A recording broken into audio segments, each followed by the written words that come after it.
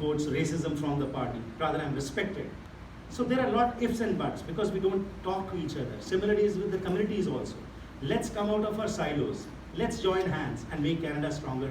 That is my request to you. So today, please do not go without writing your name in whatever way you can support us so that on 21st of October, we celebrate our victory with God's blessings and your support. Let's make this reality a truth and let's all work together to make Serengeti get ahead. Thank you very much once again from the bottom of my heart. Thank you very much.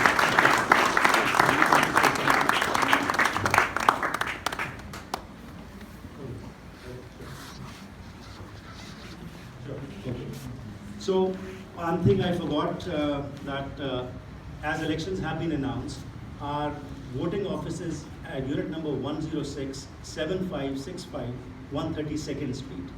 So this is just at the corner of 132nd and 76.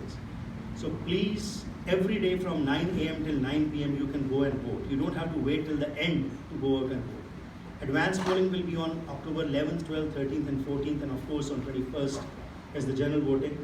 So first of all of you who lives in this riding, please go out and vote tomorrow. It's on Monday itself.